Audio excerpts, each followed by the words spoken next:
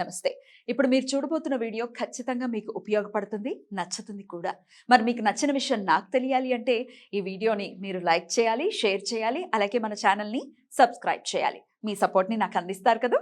Okay, ఇప్పుడు వీడియోని start చేద్దాం. నమస్తే, వెల్కమ్ టు అవర్ ఛానల్. నేను పద్మిని. ప్రస్తుతంతో పాటు ప్రముఖ ఆధ్యాత్మికవేత్త, ఆస్ట్రాలజర్, రేకి హీలర్ అన్నపూర్ణ గారు మనతో పాటు ఉన్నారు. మాట్లాడదాం. అన్నపూర్ణ గారు నమస్తే అండి. నమస్తే. ఎలా ఉన్నారు? చాలా బాగున్నానండి. అన్నపూర్ణ గారు, దరిద్రం అనేది చాలా రెగ్యులర్గా వింటున్నటువంటి మాట. దరిద్రంతో కొట్టుమిట్టాడుతున్నామండి. ఏంటో అస్తమాను ఏదో ఒక సమస్య, ఈ దరిద్రం ఏంటో తెలియట్లేదు మాకు అనేవాళ్ళ సంఖ్య పెరుగుతూ ఉంది. ఎందువల్ల ఇది జరుగుతోంది? అసలు ఈ దరిద్రం నుంచి దరిద్రం అనేది ధ్వంసం అయిపోవాలి అంటే ఏం చేయాలి? అసలు మన దరిదాపుల్లోకి రాకూడదు, ఏం చేయమంటారు? చాలా చక్కగా క్వశ్చన్, ఆన్సర్ కూడా అంతే చక్కగా ఉంటుంది ఈరోజు. ఎందుకంటే దరిద్రం కావాలని ఎవరు కొని తెచ్చుకోరు. అసలు ఎలా వస్తుందో కూడా తెలియదు ఒక్కొక్కసారి. స్పాంటేనియస్గా అంటే దానికి అది వస్తుందా లేకపోతే కావాలి అంటే కొన్ని మనకు తెలిసి చేసేటివి ఉంటాయి, కొన్ని తెలియక చేసేటివి ఉంటాయి. సో తెలిసి చేసేటివి కూడా తప్పనిసరి పరిస్థితిలో ఉంటుంది. సో మీరు అన్నట్టు దరిద్రం ఎవరు కావాలని కోరుకోరు, ఎవరు రావాలని కూడా ఆహ్వానించరు. కానీ మనకు తెలియకుండానే మనకు అది కొన్ని ఎంటర్ అయిపోతూ ఉంటాయి. సో వీటికి మనకి చాలా ఏంటంటే అమ్మవారి స్తోత్రాల్లో కానీ పురాణాల్లో కానీ వీటి గురించి చాలా రకాలుగా చాలామంది స్తుతించారు, చెప్పారు మనకు. ఏంటి అంటే కొందరు ఏమని చెప్తారంటే పొద్దున్నగానే ఇంట్లో ఒక రకమైనటువంటి దైవనామస్మరణ, ఒక రకమైనటువంటి దైవత ఆరాధన అక్కడ ఎక్కడైతే ఉంటుందో ప్రొద్దున, సో ఆ టైంలో ఆ ఇంట్లో దరిద్ర దేవత అనేటువంటిది ఉండదు, దరిద్రం అనేటువంటిది ఉండదు అనేటువంటి ఇవన్నీ కూడా మనం వింటున్నటువంటివి. ఆ కోవకు చెందిందే ఈరోజు మనం అమ్మవారి గురించి తీసుకుందాం. అమ్మవారి గురించి చెప్తున్నా. ఎస్, అమ్మవారి గురించి ఏ విధంగానైతే ఒక్క దరిద్రం అనే కాదు, మనకు ఉన్నటువంటి స్తోత్రాలు ఏ విధంగా వచ్చినాయి, ఏ స్తోత్రాన్ని చదివితే ఏ విధంగా ఉంటుంది, అసలు ఆపద్ధర్మ సమయంలో మనం ఏ స్తోత్రాన్ని ఎలా చదవాలి, ఎలా చదవడం వల్ల మనకు ఉన్నటువంటి ఒక్క దరిద్రం అనే మాట కాదు, అసలు మన మనసు ప్రశాంతం అనేటువంటిది ఏ విధంగా అవుతుంది అనేటువంటిది మనం ఇందులో తెలుసుకుందాం. మనం ఏంటి అది కనుక చెప్పినట్టయితే, సో మనందరికీ కూడా సుపరిచితమే శంకరాచార్యుల వారు. సో అంతేకాకుండా అంతకన్నా ఎక్కువ కూడా మహిమ కలిగినటువంటి క్షేత్రం ఏది అంటే మనకు మధురై మీనాక్షి అమ్మవారు. ఎందుకనంటే చక్కని చల్లని తల్లిగా మరకత శిల రూపంలో దర్శనమిచ్చేటువంటి అమ్మవారు మనకు మధుర మీనాక్షి అమ్మవారు. ఏంటి మరి మధుర మీనాక్షి అమ్మవారి గురించి మనం తెలుసుకోవాల్సిన అవసరం ఏముంది అని అంటే, అంతటి శక్తివంతమైనటువంటి అమ్మవారిని తీసుకొచ్చి శ్రీచక్రార్చనలో అంటే శ్రీచక్ర యంత్రంలో బంధించి ఉంచి ఆమె యొక్క తామస గుణాన్ని, ఆమెలో ఉన్నటువంటి తామస గుణాన్ని తీసేసినటువంటి గొప్ప చరిత్ర శంకరాచార్యుల వారిది. ఈ స్తోత్ర అంటే ఈ కథను విన్న ఎవరికైనా కూడా దరిద్రం అన్న మాట అంటే కోటి జన్మల దరిద్రం వదిలిపోతుందట. సో ఇది మనకు పురాణాల్లో శంకరాచార్యుల వారికి మన అక్కడ సుందరేశుడిగా కొలువై ఉన్నటువంటి మన స్వామివారు చెప్తారు, బోలా శంకరుడే అతనికి వరం ఇవ్వడం జరుగుతుంది. ఏదైతే ఈ కథను ఎవరైతే వింటారో వాళ్ళకి కోటి జన్మల దరిద్రం ఉండదు, సకల సంపదలు ఉంటాయని చెప్పేసి వినిపిస్తారా మరి ఆ కథ? ఎస్, తప్పకుండా. పూర్వం మనకు మదురైని పరిపాలించేటప్పుడు మనకు చూలులు పండి వీళ్ళందరూ కూడా మనకు రాజు, వీళ్ళందరూ ఎవరెవరు ఎక్కడ పరిపాలించారనేది మనకు చరిత్ర చెప్తుంది. అదేవిధంగా అప్పుడు మదురైని పరిపాలిస్తున్నటువంటి వాళ్ళు పాండ్య రాజులు ఉండేవాళ్ళు. సో ఆ పాండ్య రాజులు పరిపాలిస్తున్నటువంటి టైంలో ఆ పాండ్య రాజులు అనుకుంటారు, ఒక అమ్మవారిని ఇక్కడ ప్రతిష్ఠిస్తే అంటే ఊరి ప్రజల క్షేమం కోసం రాజులు ఎప్పుడు తగతగలాడేవాళ్ళు, ఇచ్చేసేవాళ్ళు. సో అదే విధంగా అనుకున్నదే తడుగా ఎలా అంటే దేవీ భాగవతంలో వర్ణించిన విధంగా శ్రీ మణిపుర చక్రం ఎలా ఉంటుందో, మణిద్వీపం ఎలా ఉంటుందో, ఆ మణిద్వీప వర్ణలో ఉన్నటువంటి అమ్మవారి మేడలు ఎలా ఉంటాయో ఆ విధంగా టెంపుల్, ఆ గుడిని తీర్చిదిద్దుతారు. అందులో మరకత శిల రూపంలో అమ్మవారిని ప్రతిష్ఠిస్తారు. ఇంతవరకు అంతా కూడా బాగానే చేస్తారు, వాళ్ళ ఆ రాజు చేస్తాడు. పూజలు, హోమాలు, యజ్ఞాలు అన్నీ కూడా బాగా అవుతాయి. కానీ ఎక్కడైతే రాజు ప్రతిష్ఠించినటువంటి ఆ విగ్రహం అంటే ఆ సంతోషం, ఇంత సంతోషంగా నేను ప్రతిష్ఠించాను నా ఊరి ప్రజలకు అనుకున్న లోపే సో తనకు చేదు అనుభవం ఎదురవుతుంది. అక్కడ ఏంటి చేదు అనుభవం? మరి అమ్మవారు అందరిని కాపాడే తల్లి, అందరిని కాపాడుతుందని తను ప్రతిష్ఠించాడు. కానీ ప్రొద్దంతా బాగానే ఉండి రాత్రి అయ్యేసరికి అమ్మవారు దంష్ట్రోవనల కరాతల అంటే ఒక భీకరమైనటువంటి ఒక తేజస్సుతో, రూపంతో, తామస గుణంతో బయటకు వచ్చేసి ఆ ఊరి ప్రజల్ని అంటే ఎవరు కనబడితే వాళ్ళను బలి తీసుకునేది. జంతువులనే కాదు, మనుషులనే కాదు, ఎవరు కనబడితే వాళ్ళను బలి తీసుకునేది. ఇక ఏమీ చేయలేనటువంటి ఈ రాజు చివరి ప్రయత్నంగా బ్రాహ్మణులను ఎక్కడెక్కడో 4 దేశాల నుంచి చాటింపు వేయించి బ్రాహ్మణులను, పురోహితులను అందరినీ కూడా తీసుకొచ్చి యజ్ఞ యాగాదులు అవన్నీ కూడా చేపిస్తూ ఉంటాడు. కానీ ఆ టైంలో కూడా అమ్మవారు ఇంకా ఎగిసిపడి ఆ టైంలోనే ఇంకా వారి మీద ఇది చేస్తుంది, ఉరకలేసి అదంతా కూడా యజ్ఞయాగాదులు నాశనం చేసి వాళ్ళని కూడా బలి తీసుకుంటుంది, ధ్వంసం చేసి బలి తీసుకుంటుంది. ఇక ఏమీ చేయలేని పరిస్థితుల్లో, తన చేతిలో ఏమీ లేని టైంలో, ఎందుకనంటే ఆల్రెడీ పూజ టైంలోనే అమ్మవారు అలా ఇది చేసింది కాబట్టి ఏమీ చేయలేనని చెప్పి ఒక్కటి మాత్రం ఊరిలో చాటింపు వేయిస్తాడు. ఏంటి, ప్రజలందరూ కూడా రాత్రి అయిందంటే తమ కార్యక్రమాలన్నీ కూడా ప్రొద్దున టైంలో పూర్తి చేసుకోవాలి, రాత్రి టైంలో ఏ ప్రాణి కూడా ఎంత అవసరం ఉన్నా అత్యవసరం ఉన్నా బయటికి రావద్దు అనే చాటింపు వేస్తాడు. దాని ప్రకారం ఇంకా ప్రజలు రాజాజ్ఞ, అక్కడ రాజాజ్ఞ, ఇక్కడ ప్రాణాలు గుప్పిట్లో పెట్టుకోవాలి కాబట్టి తప్పకుండా ఎవ్వరు కూడా ఎంత అవసరం వచ్చినా వాళ్ళ ఇళ్లలోనే ఉంటారు తప్ప రాత్రి అయిందంటే డోర్లు పెట్టేసుకొని ఉండడం ఈ విధంగా జరుగుతుంది. సో ఈ విధంగా జరుగుతుందంటే ఇదంతా కూడా నగర పాలకుడిగా ఆ గుడికి పాలకుడిగా ఉన్నటువంటి సుందరేశ్వర స్వామి చూస్తూ ఉంటాడు. సుందరేశ్వరుడు ఎవరు ఇక్కడ? బోలాశంకరుడు. బోలాశంకరుడు ఎవరు? మధుర మీనాక్షి అమ్మవారి భర్త. కానీ ఏమీ అనలేడు. తామస గుణాన్ని అమ్మవారిని ఎలా శాంతింపజేయాలి, తనలో అర్ధభాగమైనటువంటి భార్యను తను ఏమి అంటే ఏమి అనలేడు. ఎందుకనంటే తనను తాను అవమానించుకున్నట్టే తన భార్యనంటే. కాబట్టి దానికి సంబంధించి ఒక పుత్ర ప్రేమ, పుత్ర వాత్సల్యంతోనే తనని ఆ యొక్క తామస గుణం నుంచి బయటపడేయాలి. సో ఆ పుత్ర వాత్సల్యం కలిగినటువంటి ఒక వ్యక్తి తప్పకుండా వస్తాడు, అతని ద్వారానే తను మారిపోతుంది అని చెప్పి బోలాశంకరుడు చిరునవ్వు నవ్వుకుంటూ అనుకుంటూ ఉంటాడు. అంటే ఈ అమ్మవారు చేసే బీభత్స విధ్వంసకాండ అంతా కూడా చూసి మౌనంగా ఉండిపోవడం తప్ప ఏమి చేయలేని పరిస్థితిలో ఆ సుందరేశుడు కూడా ఉండడం జరుగుతుంది. ఇక ఈ టైంలో ఒకానొక టైంలో ఒక బ్రాహ్మణ రూపంలో ఒక బ్రాహ్మణుడు, యవ్వనంలో ఉన్నటువంటి ఒక బ్రాహ్మణుడు సో ఆ ఊరికి అంటే ఆ మధురైకి రావడం జరుగుతుంది. అతన్ని సాదరంగా ఆహ్వానించి అతడే మన శంకరాచార్యుల వారు దేశాటన చేస్తూ, మనకు తెలుసు ఎన్నో శక్తి పీఠాలు ఎంతో జగద్గురుల పీఠాలు స్థాపించుకుంటూ వస్తున్నాడు. ఎందుకంటే బాల్య దశలోనే అతడు సన్యాసాశ్రమాన్ని స్వీకరించి తను యవ్వన దశకు వచ్చేసరికి పాండ్య రాజ్యంలో మధురైలో అడుగు పెడతాడు. ఆ టైంలో ఈ యొక్క మధుర రాజు పాండ్యరాజు అతన్ని సాధారణంగా ఆహ్వానించి భోజనాలన్నీ అది చేసి ఇంకా తనని ఆ రాత్రి అంతఃపురంలోనే ఉండమంటాడు. కానీ ససేమిరా అంటాడు శంకరాచార్యులు, ఎప్పుడైతే సన్యాసులకు భోజన కార్యక్రమాలు అంటే ఏదైతే మీరు ఇవ్వాల్సిన దక్షిణ ఏదైతే అయిపోయిన తర్వాత వీడుకోలు ఇవ్వాలి అంతేకాని గృహస్థ ధర్మంలో సన్యాసులు ఎక్కువసేపు ఉండకూడదు, అది నియమం కూడా కాదు అని చెప్పి తనతో వాదిస్తాడు. ఎంత చెప్పినా కూడా వినకపోయేసరికి నేను కంపల్సరీ తప్పకుండా అమ్మవారి గుడిలోనే ఉంటాను, నా మిగిలిన ఈ రాత్రి అంతా జపం కూడా నేను అమ్మవారి సన్నిధిలోనే గడుపుతాను, అమ్మవారిని చూడండి, అమ్మవారి గుడిలో నేను నిద్రించండి, నాకు ఇక్కడ నుంచి వెళ్ళినా కూడా నా మనసుకి తృప్తిగా ఉండదు అని చెప్పి ఆ రాజుతో పరిపరి విధాలుగా ఇంకా ఇచ్చేస్తాడు. చివరికి రాజు ఏం చేయలేనటువంటి పరిస్థితుల్లో అతను తీసుకొని వెళ్ళి గుడిలో వదిలిపెడతాడు. వదిలిపెట్టి వచ్చినటువంటి రాజుకు రాత్రంతా నిద్ర ఉండదు. ఏంటి, ముక్కు పచ్చలారని ఒక యవ్వనంలో ఉన్న బ్రాహ్మణుని తీసుకెళ్ళి అక్కడ వదిలేశానే. ఎందుకంటే బ్రాహ్మణ హత్య మహాపాపం, గో హత్య, బ్రాహ్మణ హత్య ఇవన్నీ మనం పురాణాల్లో చదువుతూ ఉంటాం. కానీ ఏ విధంగా చనిపోయినా కూడా ఆ పేరు ఎవరికి వస్తుంది, తనే స్వయంగా వదిలేసి వచ్చాడు గుడిలో. కాబట్టి నాకు ఎక్కడ పాపం తగులుతుందో ఆ ముక్కు పచ్చలారని బ్రాహ్మణుడు రేపటి వరకు ఉండడు అని పరిపరి విధాలుగా అతను పచాలు చేస్తూ ఉంటాడు. ఇక ఆ లోపలికి వచ్చినటువంటి ఈ యొక్క బ్రాహ్మణ రూపంలో ఉన్నటువంటి ఈ యొక్క శంకరాచార్యుల వారు మధ్య మండపంలోకి వచ్చి అమ్మవారికి ఎదురుగా విశాలమైనటువంటి ప్లేస్లో కూర్చొని తను మంచిగా కళ్ళు మూసుకొని అంటే యోగాసనం వేసుకొని కూర్చొని పద్మాసనం వేసుకొని కూర్చొని తన స్తోత్రాలు చదువుకుంటూ ఉంటాడనమాట. ఇక ఇంతలో అందరూ అనుకున్నట్టు రాత్రి అవుతుంది. రాత్రి అవ్వగానే సో గంటలు అనేటువంటి ఇంకా ఆ టైం వచ్చేసరికి ఇంకా అమ్మవారు లేచే టైం అవుతుంది. అనుకోకుండానే ప్రకృతి మారిపోతూ ఉంటుంది. ఆ ప్రకృతికి ఆ గంటలు వాటికి అవి ఊగడం, గజ్జలు, సౌండ్ ఇవన్నీ రావడం జరుగుతుంది. దాంతో మరకత శిల రూపంలో ఉన్నటువంటి అమ్మవారు యోగ నిద్రలోంచి లేచినట్టుగా లేచి మెల్లిగా ఒక్కొక్క అడుగు వేస్తూ అమ్మవారు ఎలా అడుగు వేసింది అనేటువంటిది కూడా మనకు శంకరాచార్యులు వివరించారు. ఎర్రటి వర్ణం ఉన్నటువంటి చీరను కట్టుకొని గలగల మోగేటువంటి అందెలతో రత్నభూషితమైనటువంటి కంకణాలు అంటే ధారణ చేస్తూ అంటే ఆమె నగలను చివరికి ఆమె వేసుకునేటువంటి గాజులతో సహా వర్ణిస్తాడు అనమాట, బొట్టుతో సహా వర్ణిస్తాడు. బంగారు రూపంలో మెరిసిపోతున్నటువంటి బొట్టును పెట్టుకున్నటువంటి అమ్మవారు అని చెప్పి మనకు. సో ఆ విధంగా మెల్లిగా నడిచి లోపల నుంచి వస్తుంది. ఏది మెయిన్ డోర్, ముందు డోర్ వరకు తన ఆలయ ప్రాంగణం వరకు వస్తుంది.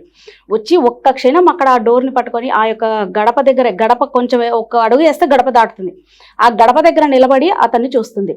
ఎవరిని? దివ్య తేజస్సుతో వెలిగిపోతున్న ఈ బ్రాహ్మణుడు ఎవరు? ఎందుకనంటే అతను కళ్ళు మూసుకొని యోగ నిద్రలో ఉన్నాడు, పద్మాసనం వేసుకొని ఉన్నాడు. ఎవరు ఈ బ్రాహ్మణుడు? ఇంత బాల్య వ్యవస్థలోనే ఇంత సన్యాసాశ్రమం స్వీకరించినటువంటి వ్యక్తి 3 బస్వరేఖలు పెట్టుకొని ఆ మధ్యలో ఎరుపు రంగు కుంకుమను పెట్టుకొని ఒక చిన్న పిల్లవాడు అంటే తన కొడుకులాగా అంటే ఒక పుత్ర వాత్సల్యం అనేటువంటిది అతను చూడంగానే తనకు కలుగుతుంది అమ్మవారికి. ఎవరి బ్రాహ్మణుడు అనుకొని ఒక్క క్షణం తన యొక్క లలాటం అంటే ఇక్కడ బ్రుకుటి మధ్యలో ఒక ప్రేమ వాత్సల్యం అనేటువంటిది అమ్మవారికి వస్తుంది. ఇంత చిన్న వయసులో ఇతడు ఈ విధంగా వచ్చి ఇక్కడ కూర్చొని స్తోత్రాలు చదువుతున్నాడే అని చెప్పి ఆ అనుకున్నటువంటి క్షణమే అమ్మవారి కాలు బయట పెట్టగానే తామస గుణం బయటపడుతుంది అమ్మవారిది. గడప లోపల గర్భగుడిలో ఉన్నంత వరకు అమ్మవారి తామస గుణం బయటకు రాదు. ఎప్పుడైతే గర్భగుడి దాటి బయటకు వస్తుందో తామస గుణం బయటపడుతుంది. అప్పుడు ఇంకా కారు మబ్బులు కమ్ముకొని అప్పటి వరకు ఉన్నటువంటి రూపం అంతా కూడా మాయమైపోతుంది. కారు మబ్బులు కమ్ముకొని అమ్మవారు ఒక రకమైనటువంటి నల్లటి రూపంతో దంష్ట్రోనలా అంటే పళ్ళు ఇట్లా అన్ని రకాలుగా భయంకరంగా అమ్మవారు మారిపోతుంది. కానీ ఈ శంకరాచార్యుల వారు ఏ విధంగానైతే తన బ్రుకుటి హృదయంలో చూస్తాడు అమ్మవారి రూపాన్ని. ఎందుకంటే అమ్మ ఎవరికైనా అమ్మే. కన్న తల్లిని ఎవరు నువ్వు ఇలా ఉన్నావు అలా ఉన్నావు అన్నారు. ఎలా ఉన్నా తల్లి, తల్లిని మించిన ఇంకా అందము అనేటువంటిది లేదు తల్లికి అసలు ఫస్ట్. ఎందుకనంటే ఎలా ఉన్నా ఆమెను అమ్మానే పిలుస్తాం, పిలవాలి కూడా, రూల్ నియమం అంతే. కాబట్టి అమ్మ ఆ విధంగా చూశాను అమ్మగారిని, ఈ విధంగా చూశాను అమ్మను, ఏ విధంగానే నాకు అమ్మే, ఆమె ఏ రూపంలో ఉన్నా నాకు తల్లి, నాకు ఏ హాని చెయ్యదు అనేటువంటి నమ్మకంతో కూర్చున్నట్టాడు. ఇక తామస గుణంలో మారినటువంటి అమ్మవారికి ఏముంటుంది, ఎంతసేపు సంహారం చెయ్యాలి, తినాలి, ఎదురుగా ఆల్రెడీ కనబడుతున్నాడు కాబట్టి ఇంకా ముందుకు పెద్ద పెద్ద అడుగులు వేస్తూ వస్తుంది తనని కబలించడానికి. వస్తున్నటువంటి అమ్మవారిని ఆపడానికి సో ఈ విధంగా స్తోత్రాలు చదువుతూ కూర్చున్నాడు అన్నాము. శంకరాచార్యుల వారు దేవి భాగవతంలో అంటే మామూలుగా తన ఉన్నటువంటి దేవి భాగవతంలో ఉన్నటువంటి స్తోత్రాలు కావచ్చు, ఇంకా తర్వాత అమ్మవారికి సంబంధించినటువంటి కరావలంబ స్తోత్రాలు కావచ్చు, ఇలా తనకు వచ్చిన స్తోత్రాలన్నీ కూడా చదువుతూ ఉంటాడు. ఆ స్తోత్రాల మహిమ వల్ల ఆ స్తోత్రాలు వింటూ ఉంటుంటే ఆమెకు తామస గుణంలో ఉన్న తనకి కూడా ఒక రకంగా ఎక్కడో తనకు హృదయం తట్టి లేపుతుంది. తన పుత్రవాత్సల్యం అనేటువంటిది వస్తుంది. ఒక్క క్షణం ఆగి తన తామస గుణాన్ని పక్కన పెట్టేసి చెప్తుంది. శంకరాచార్యుని పిలిచి, ఒక బ్రాహ్మణ యవ్వనంలో ఉన్న ఓ బ్రాహ్మణుడా, ఏంటి నువ్వు అంటే నీ స్తోత్రాలు కావచ్చు, నీ ఏదైనా కూడా నన్ను కదిలించాయి. కాబట్టి నువ్వు ఏ కోరిక కోరుకున్నా ఈ రాత్రి నిన్ను తీరుస్తాను, తీర్చి నిన్ను ఇక్కడ నుంచి పంపేస్తా. అంటే నిన్ను తినను, అంటే నిన్ను సంహరించిన ఎట్టి పరిస్థితులు, ఎందుకంటే నువ్వు నన్ను కట్టిపడేసావు, కానీ నువ్వు నీ కోరిక ఏంటో కోరుకొని నువ్వు నాకు దారికి అడ్డు తప్పుకో అని చెప్తుంది అమ్మవారు. సో చెప్పేసరికి ఇంకా అదే టైంలో మళ్ళీ ఈ శంకరాచార్యుల వారు ఏం పాడతారంటే మనకి రాజరాజేశ్వర అష్టకం అని ఉంటుంది ఒకటి. అంబా శాంభవి చంద్రమౌళి రవల ఉమా పార్వతి అనేటువంటి స్తోత్రాన్ని పఠన చేస్తాడు. దేవి భుజంగ స్తోత్రం పఠన చేస్తాడు అక్కడ. ఇవన్నీ కూడా పఠన చేస్తూ ఉంటుంటే తను ఎక్కడో ఉన్నటువంటి తల్లి భావన ఇవన్నీ కూడా తనకు వస్తూ ఉంటాయి. ఆ టైంలో ఏం చేస్తుంది, బ్రాహ్మణ సరే నువ్వు ఇవన్నీ చేస్తున్నావు, కానీ నా సంహారానికి నా ప్రకృతి ధర్మానికి నువ్వు అడ్డుకోవద్దు అని చెప్తుంది. కానీ అప్పుడు శంకరాచార్యులు వినమ్రంగా చెప్తాడు, అమ్మ నేను నీ సృష్టి ధర్మాన్ని ఎప్పుడు కూడా నేను అడ్డుకోను, కానీ నువ్వు నన్ను ఒక కోరిక కోరుకోమన్నావు, నాకు ఒకే ఒక కోరిక ఉందమ్మా. నేను అన్ని అంటే బాల్యంలోనే నేను అన్ని త్యజించాను కాబట్టి నాకు అసలు కోరికలు అంటూ ఏమీ లేవు, కానీ ఒకే కోరిక ఉంది, ఆ కోరికతోనే నేను చనిపోతానేమో అన్న భావన నా దాంట్లో ఉంది, అది తీర్చాలమ్మా. అంటే లేదు నువ్వు నన్ను ఇన్ని స్తోత్రాలతో నన్ను కట్టిపడేసావు, నా తల్లి ప్రేమను తట్టిలేపావు, కాబట్టి అది ఎలాంటి కోరికైనా నేను తీరుస్తాను అని చెప్పి మాటిస్తుంది అమ్మవారు. అప్పుడు చెప్తాడు, నీతో పాచికలు ఆడమ్మలమ్మ అని చెప్తాడు. పాచికలు ఆడితే తప్ప నా మనసు సంతోషించదని చెప్తాడు.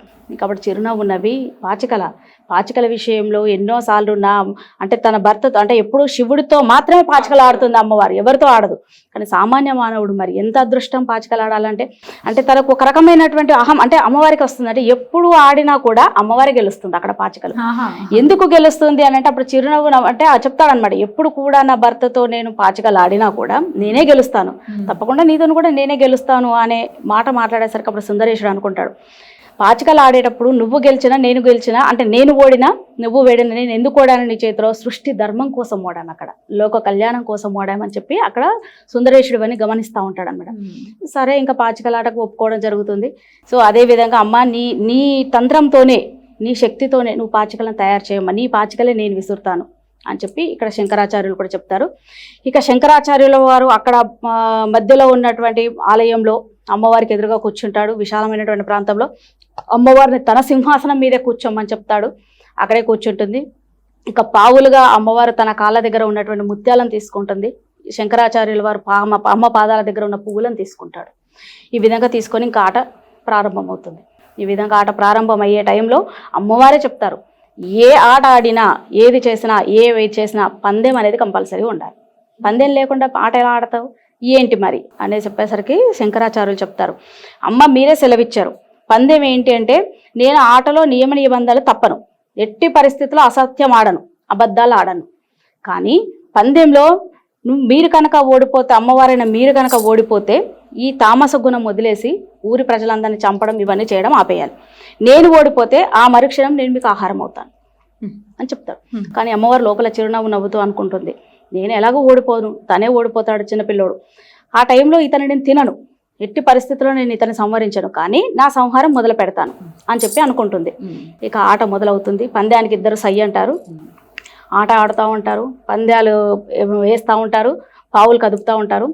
అది ఎంతసేపు సాగుతుందంటే ఆట బ్రహ్మముహూర్తం వరకు కూడా, అంటే 3:30 నుంచి 4 మధ్యలో మనం బ్రహ్మముహూర్తంగా మనం లెక్క కడతాం మనము. సో ఆ టైం వరకు కూడా అసలు ఆట ఎంతసేపటికి ఇదవనే అవ్వదు. ఆ ఆట ఆడుతున్నంతసేపు ఒకటే చెప్తాడు, ఒకటే అనుకుంటాడు శంకరాచార్యులు, అమ్మ నీతో నేను ఆట ఆడుతున్నా అంటే నీ భర్తతో, అంటే బోలాశంకరుడితో తప్ప ఎవరితోనూ ఆడని నీవు ఒక సాధారణ మామూలు మానవునితో ఆడుతున్నావు, కాబట్టి నీ నామాలతోనే మిమ్మల్ని కట్టడి చేస్తాను అనుకొని లలితా సహస్ర నామానికి, అందుకే ఒక్కొక్క నామానికి ఒక్కొక్క విలువ ఉంటుంది, ఒక్కొక్క నామాన్ని చదువుతూ ఒక్కొక్క నామాన్ని పఠిస్తూ పావులు కదుపుతూ ఉంటాడు శంకరాచార్యులు. సో ఆ విధంగా పావులు కదుపుతున్నటువంటి సమయంలో 4 అవుతుంది. ఇంకా అమ్మవారు అప్పటికి కోడి కోస్తూ ఉంటుంది, ఇంకా తెల్లవారుతుందని అర్థమవుతుంది అమ్మవారికి. ఏంటి బ్రాహ్మణుడు, ఇతని దగ్గర ఇంత శక్తి ఏంటి, అసలు నన్ను ఇంతసేపు కట్టిపడేశాడు. ఎందుకంటే ఆల్రెడీ తెల్లవారిందంటే రుద్ర నమ్మక చమకాలు వినపడతా ఉంటాయి అమ్మవారికి. ఎందుకంటే ఆల్రెడీ పూజకు బ్రాహ్మణులు వస్తారు, ప్రజలు వస్తారు, అందరూ వస్తారు. మరి ఎలా సంహారం ఎలా చేస్తాను నేను అనుకుంటూ ఇంకా పెద్ద పెద్ద పందాలు వేస్తూ, అంటే తొందరగా పావులు కదపాలని పెద్ద పెద్ద పందాలు వేస్తూ చివరికి ఆ పందాల సహాయంతో, ఆ పెద్ద పెద్ద పందాలతో వచ్చి మధ్యలో వచ్చి చేరుతుంది అమ్మవారు. ఎక్కడైతే బిందువు ఉంటుందో ఆ బిందువు మధ్యలో వచ్చి కూర్చుంటుంది అమ్మవారు. చెప్తుంది శంకరాచార్య, ఆట కట్టయింది, ఆట అయిపోయింది బ్రాహ్మణ, ఇంకా ఆల్రెడీ నేను గెలిచాను, బ్రుకటి మధ్యలో బిందువు మధ్యలో నేను కూర్చున్నాను, అంటే నువ్వు ఓడినట్టే కదా చెప్తుంది. అప్పుడు శంకరాచార్యుడు వినమ్రంగా నమస్కరించి, అమ్మ నేను ఓడిపోయాను, నీ చేతిలో నేను పందెంలో ఓడిపోయాను, ఆటలో ఓడిపోయాను, కానీ మంత్రపరంగా యోగపరంగా కనుక చూసినట్టయితే, స్తోత్రపరంగా చూసినట్టయితే నేను బంధించానమ్మా సంఖ్యాపరంగా అంటాడు. అంటే ఎలా బంధించావు, మంత్రం ఏంటి, సంఖ్య ఏంటి, నన్ను బంధించడం ఏంటి, అమ్మ ఒక్కసారి నీ చుట్టూ చూసుకో అంటాడు. చుట్టూ చూసుకునేసరికి శ్రీచక్ర రూపంలో మొత్తం శ్రీచక్రం వేసి ఉంటుంది. శ్రీచక్ర రూపంలో పందాలు వేస్తాడు శంకరాచార్యుల వారు. సాత్వికమైనటువంటి బీజాక్షరాలతో సహాయంతో శ్రీచక్రాన్ని వేస్తాడు. ఎందుకంటే 9x46 సెక్షన్లో ఆ శ్రీచక్రాన్ని బంధించడం జరుగుతుంది. అది చూసి అమ్మవారు ఒక్కసారి అవాక్ అయిపోతుంది మధ్యలో కూర్చొని. ఎందుకంటే చుట్టూ యోగిని దేవతలు, చుట్టూ సాత్వికమైనటువంటి అక్షరాలు, అసలు ఏమాత్రం కోపం ఆవేశం లేనటువంటి అక్షరాలు, తేలిగ్గా పలకబడేటువంటి అక్షరాలు, బీజాక్షరాలు. ఏంటిది, ఎలా సాధ్యమైంది అని చెప్పేసి అమ్మవారు ఒక్కసారి నేను ఓడిపోయానా అని ఒక్కసారి ఇలా అనుకుంటుంది. ఆ సమయంలో అమ్మ నువ్వు ఓడిపోలేదు, కానీ ఈ యొక్క మంత్రపరంగా చూసినట్టయితే, ఎందుకనంటే నువ్వు సృష్టించిన ఈ సృష్టి, శ్రీచక్రం నువ్వే సృష్టించావు, నువ్వు సృష్టించిన దాన్ని ఎలా నువ్వు దాటి బయటకు వస్తావు, ఎలా దాటి బయటకు వచ్చి నువ్వు ప్రజల సంహారం చేస్తావు. అందుకని నీ తామస గుణాన్ని వదిలి ఎందుకనంటే అందుకే చెప్తారు మనకు, గ్రామ దేవతలను కానీ ఎవరిని కానీ ప్రతిష్ఠించినప్పుడు కంపల్సరీ బలిపీఠాలని చెప్పి ఇవన్నీ కూడా ప్రతిష్ఠిస్తారు. ఎందుకు, అమ్మవారి యొక్క శక్తి తీక్షణంగా ఉంటుంది ప్రతిష్ఠించినప్పుడు. ఆ తీక్షణమైనటువంటి శక్తిని తట్టుకోవాలంటే అవన్నీ కూడా మనం, ఎందుకంటే కొన్ని బీజాక్షరాలు మనం పలకం. ఇప్పుడు ఎందుకు పలకం, అమ్మవారికి అంత శక్తి ఉంటుంది, పలకొద్దండి. అందుకే శంకరాచార్యుల వారు సౌందర్యలహరి 100 పద్యాలు రాసినప్పుడు అందులో సాత్వికమైనటువంటి అక్షరాలనే సమకూర్చారు. ఎందుకు, సౌందర్యలహరి ఎవరు చదివినా హార్మ్ఫుల్ కావద్దు, అది తేలిగ్గా ఉండాలని చెప్పి. అందుకే అమ్మవారిని ప్రతిష్ఠించినప్పుడు పాండ్యరాజు చేసినటువంటి తప్పు ఏంటంటే, అమ్మవారి యొక్క బీజాక్షరాలు తీక్షణంగా ఉంటాయి. ఆ వాటి వల్లే అమ్మవారికి తామస గుణం వస్తుంది. తామస గుణం పోవాలంటే అక్కడ ఉన్నటువంటి అక్షరాలు మార్చాలి, అక్కడ ఉన్నటువంటి మంత్రశక్తి మార్చాలి, అక్కడ ఉన్నటువంటి శ్రీచక్రంలో ఉన్నటువంటి ఆ మూలని అవన్నీ కూడా మార్చాలి, అక్కడ ఉన్నటువంటి చుట్టూ దేవతలను మార్చాలి. కాబట్టి ఇవన్నీ కూడా శంకరాచార్యులు చేయగలిగారు ఒక్క రాత్రిలో. కాబట్టి ఇవన్నీ అర్థమవుతాయి అమ్మవారికి. ఇక అమ్మవారి యొక్క కోపము, తన యొక్క ఇదంతా కూడా దిగిపోయి సాత్విక రూపం వచ్చేస్తుంది అమ్మవారికి. ఆ శ్రీచక్రంలో బీజాలు ఎంత ఇదిగా ఉంటాయో అంత సాత్విక రూపం వచ్చేస్తుంది. అప్పుడు చిరునవ్వుతో తన భర్తని సుందరేశుని చూస్తుంది. ఏంటి స్వామి ఇది, అసలు తప్పు నాదా శంకరాచార్యులదా, ఇలా ఎవరు ఓడాము చెప్పమని చెప్పి అతన్ని మధ్యవర్తిగా పిలుస్తారు. సుందరేశ్వరుడు చెప్తాడు, అప్పుడు తప్పు ఎవరిది కాదు, కానీ తామస గుణంతో ఉన్నటువంటి నీవు ఇవన్నీ కూడా నీ బిడ్డలను పరికించలేకపోయావు, సంహారం మొదలుపెట్టావు. భర్తగా నేనేమి చేయలేను, నీ పుత్ర వాత్సల్యంతో చెయ్యాలనే నా జూటం నుంచి వచ్చినటువంటి దివ్య శక్తితోని ఆ యొక్క మంత్ర సాధన చేశాడు ఈ యొక్క ఋషిపుంగవుడు. కాబట్టి ఇందులో ఇద్దరూ గెలిచినట్టు కాదు, ఇద్దరు ఓడినట్టు కాదు. ఇది ఏది చేసినా మనం లోక కళ్యాణార్థం అని చెప్పి అప్పుడు అర్థం చేసుకొని అద్భుతం. అప్పుడు ఇంకా సుందరేశుడు శంకరాచార్యుడికి వరం ఇస్తాడంట. ఏవైతే అమ్మవారిని ప్రసన్నం చేసుకోవడానికి వాడావో, ఏవైతే స్తోత్రాలు చదివావో, భుజంగ స్తోత్రం కావచ్చు, దేవి స్తోత్రాలు కావచ్చు, లలితానామాలు కావచ్చు, సౌందర్యలహరి కావచ్చు, లేదంటే ఈ రాజరాజేశ్వర స్తోత్రం కావచ్చు, ఏదైతే చదివావో అవి ఎవరైతే నిత్యం పఠిస్తారో వారికి తప్పకుండా దరిద్రాలు పోవడం కాదు, సకల సంపదలు కాదు, వారు చేసిన పాపాలు పోవడం కాదు, చివరికి కైలాస ప్రాప్తి అనేటువంటి వాళ్ళకు చివరి రోజుల్లో కూడా అంత ఇదిగా ఉంటుంది వాళ్ళకు అని చెప్పేసి తను చెప్పడం జరుగుతుంది. అద్భుతం అద్భుతం, ఎంత చక్కగా వివరించారండి మాకు. ఇప్పటికీ శ్రీచక్రం మీదే మనం అక్కడ మీనాక్షి టెంపుల్ కి వెళ్తే ఆ చక్రం మీద నుంచే వెళ్తాం కదా. వెళ్తాం. సో అది శంకరాచార్యులు కూడా అక్కడ మధ్యలో కూర్చొని అక్కడ చేసినటువంటి మహిమ అది. అందుకని ఆ అమ్మవారి మహిమ ఇప్పటికీ మనకు తెలుస్తుంది. ఎందుకంటే మరకత శిల ఉంటుంది అక్కడ. అదే ఒక పవర్ఫుల్ మరకత అంటే బుద్ధుడికి సంబంధించి. బుద్ధుడు అంటే మన గ్రహాల్లో కనుక చూసినట్టయితే ఇంటెలెక్చువాలిటీ, బుద్ధి ఇదంతా కూడా ఉంటుంది. బుద్ధి బలంతో పని చేసుకోగలుగుతాం మనము. ఇదంతా కూడా మనకు ప్రతి ఒక్క దానికి లింకప్ అయి ఉంటాయి అన్నమాట. అమేజింగ్. సో ఈ కథ విని దీని గురించి తెలుసుకుని మీనాక్షి తల్లి గురించి తెలుసుకుని అలాగే ఆ గుడికి ఇప్పటి వరకు వెళ్ళని వాళ్ళు వెళ్ళే ప్రయత్నం చేస్తే ఖచ్చితంగా సకల దరిద్రాలు కూడా పటాపంచలు అవుతాయి. చాలా చాలా అద్భుతంగా చెప్పారండి. ఇంకా అసలు జనరల్ గా మాట్లాడుతూ ఉంటాను, మీరు మాట్లాడుతుంటే వినాలనిపించింది. మీరు చెప్పేదంతా అంత అద్భుతంగా చెప్పారు అనుకున్నాను. Thank you so very much. నమస్తే. Thank you.